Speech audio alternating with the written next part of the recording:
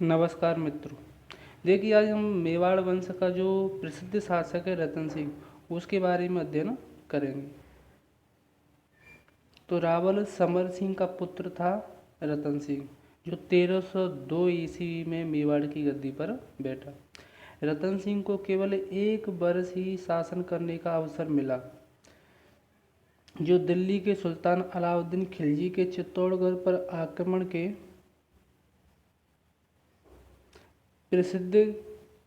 लिए प्रसिद्ध माना जाता है। अलाउद्दीन खिलजी के चित्तौड़गढ़ पर आक्रमण करने के अनेक कारण थे, जिसमें पहला कारण है अलाउद्दीन खिलजी का साम्राज्यवादी महत्वाकांक्षा। जो अलाउद्दीन खिलजी था वो दिल्ली का शासक था, और दिल्ली का शासक होने के कारण मेवाड़ राज्य को अपने राज्य में मिलाना चाहता था। तो देखो, अलाउद्दीन खिलजी एक महत्वाकांक्षी और साम्राज्यवादी शासक था। वह सिकंदर के समान विश्व विजेता बनना चाहता था, जिसका प्रमाण उसकी उपाधि थी सिकंदर सानी या द्वितीय सिकंदर। दक्षिण भारत की विजय और उत्तर भारत पर अपने अधिकार को स्थायी बनाए रखने के लिए राजपूत राज्यों को जीतना आवश्यक था। चित्तौड़गढ़ पर उसका आक्रमण इसी नीति का एक हिस्सा माना जाता है। तो अलाउद्दीन और रतन सिंह के मध्य जो युद्ध के कारण थे, उनमें पहला कारण ये है कि अलाउद्दीन खिलजी कैसा था, साम्राज्यवादी था। वह उत्तरी भारत को जीतना चाहता था, और जब उत्तरी भारत को जीतेगा तो उसका जो उत्तरी भारत का जो शक्तिशाली राज्य है मेवाड़, उसे जीतना चाहता था। साथ ही साथ इसने एक उपाधि ग्रहण की थी द्वितीय सिकंदर की, जिसे सिकंदर सानी के नाम से भी जाना जाता है। दूसरा इसका प्रमुख कारण था मेवाड़ की बढ़ती हुई शक्ति। जो मेवाड़ के शासक थे, जैसे जैत्र सिंह, तेज सिंह, समर सिंह जैसे पराक्रमी शासकों के काल में मेवाड़ की सीमाओं में लगातार वृद्धि होती जा रही थी। और जब दिल्ली सल्तनत के जो शासक थे, जिसमें इल्तुतमिश है, नासिरुद्दीन महमूद है, बलबन है, जो शक्तिशाली शासक थे सुल्तान ने, उन्होंने मेवाड़ पर कई बार आक्रमण किया। मेवाड़ की इस बढ़ती शक्ति पर लगाम लगाने का प्रयास किया, किंतु वे सफल नहीं हुए। 1299 में जब अलाउद्दीन खिलजी गुजरात पर आक्रमण करने के लिए जा रहे थे, तो मेवाड़ के रावल समर सिंह ने गुजरात अभियान के लिए जो सेना जा रही थी, उस सेना से कर वसूल किया था। यानी इनके राज्य में निकल के जो सेना जा रही थी, तो उस सेना से इन्होंने कर ले लिया। इसलिए अलाउद्दीन खिलजी ने मेवाड़ पर आक्रमण किया। जो तीसरा है वो है चित्तौड़गढ़ का भौगोलिक एवं सामरिक महत्व। दिल्ली, मालवा, गुजरात दक्षिण भारत जाने वाला प्रमुख मार्ग था। दिल्ली से अगर मालवा गुजरात जाएंगे तो इधर ही होकर निकलेंगे। इस कारण अलाउद्दीन खिलजी ने मालवा, गुजरात, दक्षिण भारत पर राजनीति पर अपना प्रभुत्व स्थापित करने के लिए, व्यापारिक प्रमुख बनाए रखने के लिए चित्तौड़गढ़ पर अधिकार करना आवश्यक समझा। मौर्य राजा चित्रांगद द्वारा निर्मित चित्तौड़गढ़ का दुर्ग अभी तक किसी भी मुस्लिम आक्रमणकारी द्वारा जीता नहीं जा सका। यह भी अलाउद्दीन खिलजी के लिए एक बहुत बड़ी चुनौती थी। तो हमने 3 कारण पढ़ लिए। पहला, अलाउद्दीन खिलजी की साम्राज्यवादी महत्वाकांक्षा। दूसरा, मेवाड़ की बढ़ती हुई शक्ति।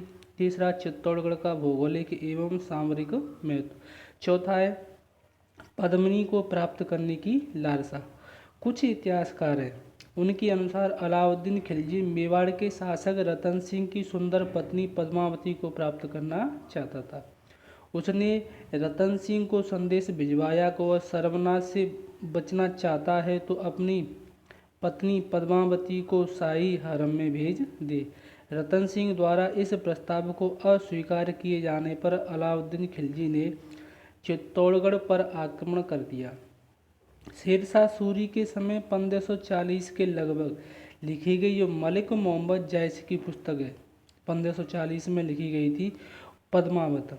मलिक मोहम्मद जैसी द्वारा कौन सा ग्रंथ लिखा गया, पद्मावत, जिस पर भी फिल्म भी आई थी एक, के अनुसार इस आक्रमण का कारण पद्मिनी को प्राप्त करना बताया गया है। यानी इस पुस्तक में बताया गया अलाउद्दीन खिलजी ने मेवाड़ पर आक्रमण पद्मावती को प्राप्त करने के लिए ही किया था। तो ये हमने 4 तो कारण पढ़ लिए। द्वारा देख लो। अलाउद्दीन खिलजी का साम्राज्यवादी होना, मेवाड़ की बढ़ती हुई शक्ति, चित्तौड़गढ़ का भौगोलिक एवं सामरिक महत्व, पद्मावती को प्राप्त करने की लालसा। और युद्ध किस तरह हुए, तो अलाउद्दीन खिलजी का आक्रमण 28 जनवरी 1303 को दिल्ली से रवाना होकर अलाउद्दीन खिलजी ने चित्तौड़गढ़ को घेर लिया। रतन सिंह ने शाही सेना को मुंह तोड़ जवाब दिया, यानी जो अलाउद्दीन खिलजी की सेना थी उसे जवाब दिया, जिसके कारण 2 माह की घेराबंदी के बाद भी शाही सेना को कोई सफलता अर्जित नहीं मिल नहीं पाई।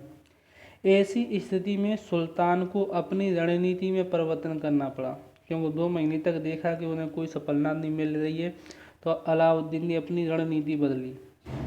उसने दुर्ग की दीवारों के पास ऊंचे ऊंचे चबूतरों का निर्माण करवाया और उन पर मंजनिक तैनात करवाए। मंजनिक होता है जो किले को तोड़ने के लिए भारी भरकम पत्थर होते हैं, वो फेंके जाने की जो ग्लूल टाइप होती है उसी तरह की होती है।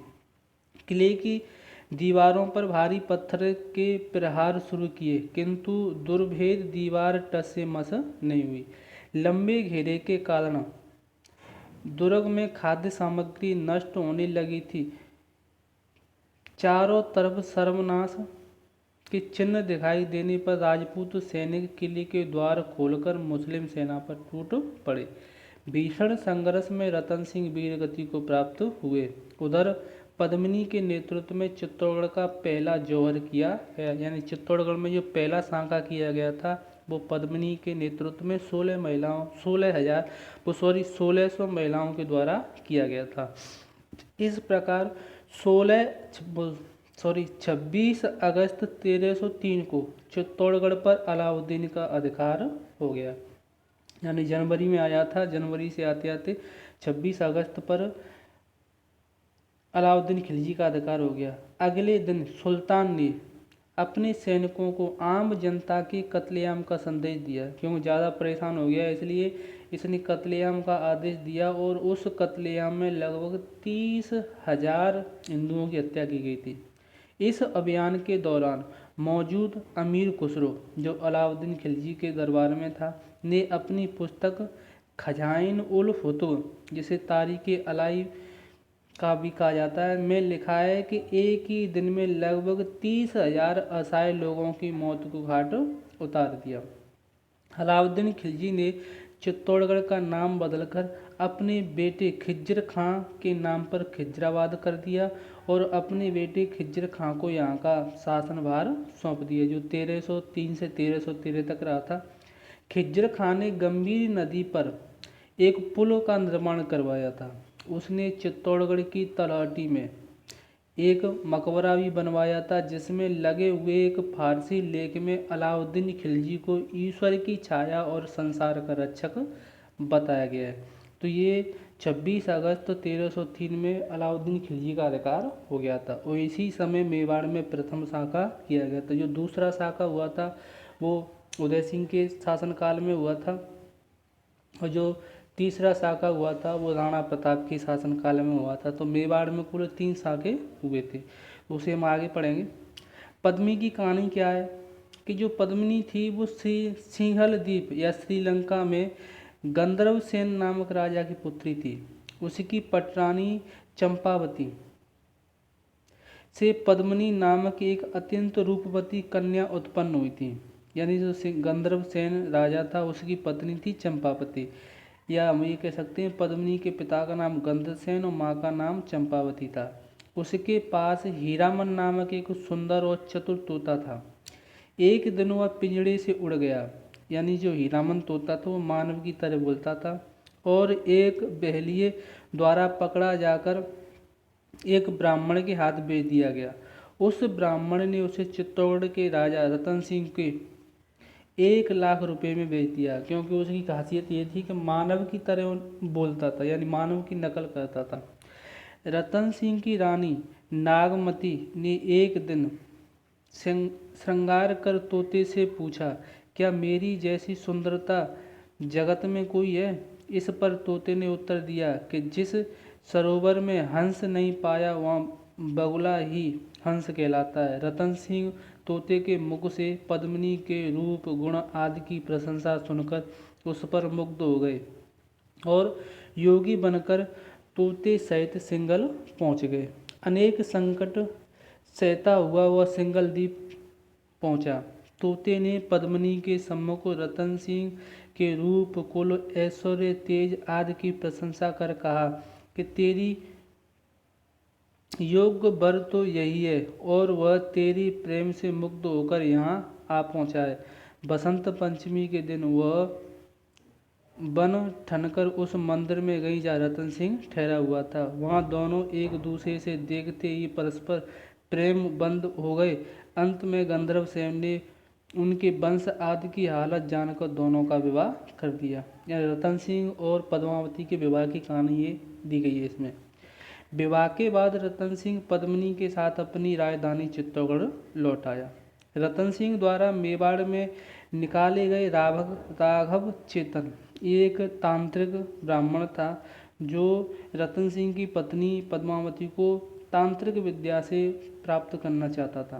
तांत्रिक ने अपने अपमान का बदला लेने के लिए दिल्ली जाकर अलाउद्दीन खिलजी के समक्ष पद्मिनी के रूप की तारीफ की और उसे चित्तौड़गढ़ पर आक्रमण करने के लिए प्रोत्साहित किया।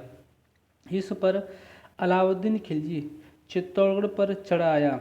8 बरस तक घेरे डालने के बाद भी जब सुल्तान चित्तौड़गढ़ को नहीं जीत पाया तो उसने प्रस्ताव रखा कि यदि उसे पद्मिनी का प्रतिबिंब ही दिखा दिया जाए तो वह दिल्ली लौट जाएगा। राणा ने इस प्रस्ताव को स्वीकार कर लिया। दर्पण में पद्मिनी का प्रतिबिंब दिखाकर उस पर अलाउद्दीन वापस लौट रहा था उस समय उसने रतन सिंह को कैद कर लिया और रिहाई के बदले पद्मिनी की मांग की। सारा वृत्तांत ज्ञात होने पर पद्मिनी ने राणा को छुड़ाने की योजना बनाई और अलाउद्दीन के पास अपनी 1600 सहेलियों के साथ आने का प्रस्ताव भेजा। प्रस्ताव स्वीकार होने पर पद्मिनी सहेलियों के स्थान पर पालकियों में राजपूत योद्धाओं को बिठाकर रवाना हो गई। दिल्ली के पास पहुंचकर शाही हरम में शामिल होने से पहले उसने अंतिम बार अपने पति से मिलने की इच्छा प्रकट की जिसे सुल्तान द्वारा स्वीकृति दे दी गई। जब दोनों पति पत्नी मिल रहे थे उसी समय राजपूत योद्धा सुल्तान की सेना पर टूट पड़े और उसे सुरक्षित चित्तौड़गढ़ निकाल ले गए। अलाउद्दीन को छल का पता लगा तो उसने ससैन्य राजपूतों का पीछा किया। रतन सिंह अपने सेना नायक गोरा और बादल जो पद्मावती के चाचा भाई थे के साथ लड़ता हुआ मारा गया और पद्मिनी ने जौहर किया। ये वृत्तांत दे रखा है पद्मिनी में। पद्मिनी की कहानी का ऐतिहासिक यानी ये कितनी सत्यता है कितनी गलत इसका उल्लेख मलिक मोहम्मद जायसी की रचना पद्मावत जो अभी ऊपर बताई थी कि शेरशाह सूरी के शासनकाल में 1540 में लिखी गई थी। इसके बाद अबुल फजल जो अकबरनामा जो अकबर के शासनकाल में लिखी गई थी। फरिश्ता गुलशन ये इब्राहिमी हाजी उद्बीर के द्वारा फजरुल जफरुल्लवली कर्नल टोड के द्वारा annals and activities of Rajasthan एक फ्रांसीसी यात्री आया था मनुची उसने स्टोरिको दी मंगोर तथा मूडोत नेडसी ख्यात ने भी इन कहानी का कुछ हेर फेर के साथ उल्लेख किया है। बूंदी के प्रसिद्ध जो कवि थे सूर्यमल मिश्र जो वंश भास्कर इसकी पुस्तक है वह कुछ आधुनिक इतिहासकारों ने पद्मिनी की कहानी का ऐतिहासिकता को स्वीकार नहीं किया है। तो ये हमने आज पढ़ा था रतन सिंह। देखो मित्रों ये हमने अभी पढ़ा है। पढ़ने के बाद में जो 12th के बच्चे हैं वो अपनी भाषा में किस तरह से लिखेंगे तो अगले वीडियो में हम इसी रतन सिंह को अपनी भाषा में लिखाने का प्रयास करूँगा लिखाऊँगा तुम्हें कि किस तरह से तुम्हें लिखना है। केवल अभी तुम इनको एक बार पढ़ लो। पढ़ने के बाद में थोड़ी सी तुम्हें इसके बारे में नॉलेज हो जाएगी। एक बार इसे पढ़ लोगे तो पढ़ने के बाद में थोड़ी सी जानकारी हो जाएगी और जानकारी होने के बाद में